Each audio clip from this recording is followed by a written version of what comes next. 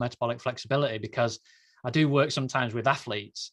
And that's always the point at what I'm trying to get to with athletes is metabolic flexibility, because you need to be able to pull on all sorts of different kind of energy sources when you are doing whatever you're doing, whether you're doing endurance exercise or whether you're doing weight training, strength training, whatever you're doing, you need to be metabolically flexible.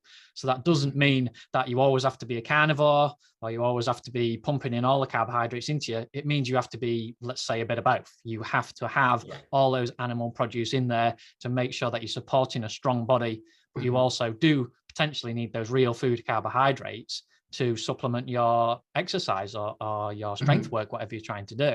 I don't know if you work with any athletes, because sometimes people say, well, it can be a little bit of a gray area, because you're telling people to have carbohydrates and then you're telling people to make sure that you take out carbohydrates out of the nutrition.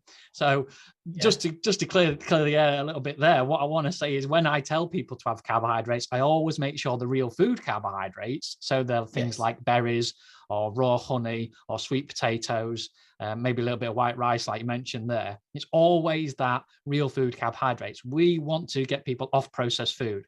Lots of athletes, and it is big within the athlete sector, is that they have these gels and bars and chews, and even now it's creeping into keto, where in the keto world, they're making all this processed food and calling it keto.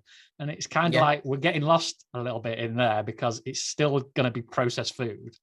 Yeah, they sell these keto bars at the grocery store, and they've got everything imaginable in them, chemical wise, the polydextrose. I mean, you name it, it's in this bar.